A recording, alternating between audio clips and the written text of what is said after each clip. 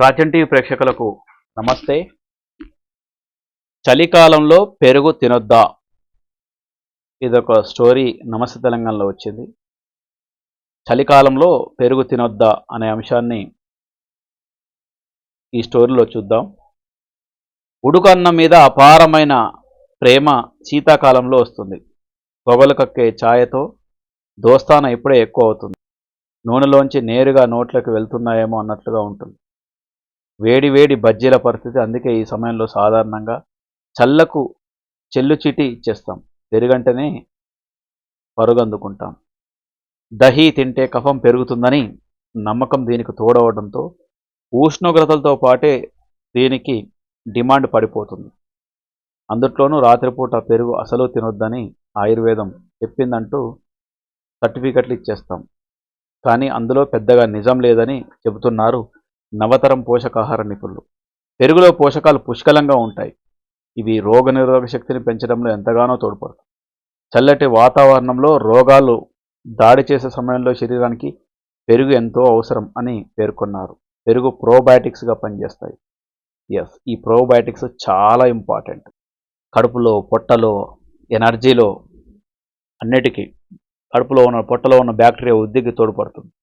ఇందులో కాల్షియం ఉంటుంది, భాస్వరం ఉంటుంది, పొటాషియంతో పాటు ఎన్నో సూక్ష్మ పోషకాలు ఉంటాయి.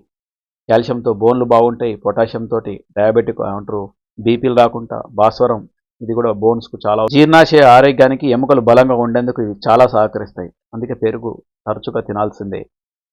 కాబట్టి అరుగుదల సమస్య లేకపోతే చాలు, ఎంచక్కా పెరుగును 2 పూటలా తినొచ్చు అంటున్నారు ఆరోగ్య నిపుణులు. అట్లా పెరుగును మాత్రం డైట్లో తప్పకుండా పెరుగులో అన్నంలో తింటే మంచిది, లేదంటే పెరుగు కలుపుకొని తాగితే కూడా మంచిది అన్నట్టు. అట్లా చాలా ది బెస్ట్ ఫుడ్. రైట్, ఇది. సో చలికాలం ఏ కాలం అనేది సంబంధం లేదు, అన్ని కాలాల్లో పెరుగు తినొచ్చు.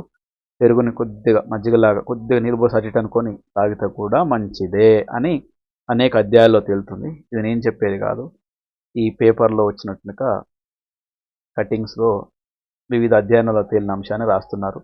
ఇక్కడ చెప్పేది ఫుడ్ గురించే, వైద్యం గురించో, డాక్టర్ల గురించో, మందుల గురించో, ఫార్మా గురించో చెప్పట్లేదు. ఓకే, సరే, మన పూర్వీకులు చెప్పిందే ఇక్కడ లాస్ట్కు అదే తేలింది. ఒకప్పుడు పెద్దల మాట పెరుగన్నం మూట అనేది, అట్లా అంటే పెరుగు అంత మంచిదని కోడి చేసేది అన్నట్టు. అట్లా పెరుగు చాలా మంచిదని మనలో పెరుగు పూర్వకాలంలో పాడి అంటే ఆవులు, బర్రెలు, గేదెలు మాస్తుగా ఉండేది కాబట్టి అవి పాలు ఇచ్చేది కాబట్టి ఒక్కొక్కసారి కూరలు ఉన్నా లేకున్నా ఇంత మడక పచ్చడి మొదటి రోజులో తిని, ఇక మడక పచ్చడి తిన్న తర్వాత ఏమొస్తుంది, కారం కొడుతుంది. ఆ కారాన్ని బ్యాలెన్స్ చేసుకుంటేందుకు మంచి పెరుగు వేసుకొని, గడ్డ పెరుగు వేసుకొని మంచి కలుపుకొని తింటే ఆ ఆనందం వేరుండేది అన్నట్టు. అట్లా బ్యాలెన్స్ అయ్యేది, పొట్ట బాగుండేది, చిన్న ఫీలింగ్ ఉండేది. దీంతో పెరుగులో ఉన్నట్టు కాల్షియం, భాస్వరం మంచిగా ఎముకలు బలంగా ఉండేది, పొటాషియం బీపీ రాకుండా, దాంతోపాటు పొట్ట బాగుండేది, దాంతోపాటు జీర్ణ వ్యవస్థ కూడా, ఎందుకంటే అందులో ప్రోబయాటిక్స్ ఉంటాయి కాబట్టి జీర్ణ వ్యవస్థ కూడా బాగుండేది. అట్లా ఆ విధంగా అన్ని విధాలుగా కూడా మంచిటి చక్కటిగా 2 పూటలు 3 పూటలు పెరుగు తిని దర్జాగా మంచి ఆరోగ్యంగా ఉండేది మన వాళ్ళు. అట్లా. సో ఇది వాటి పెరుగుకు సంబంధించిన వీడియో. మరొక వీడియోతో మళ్ళీ కలుద్దాం. Thank you.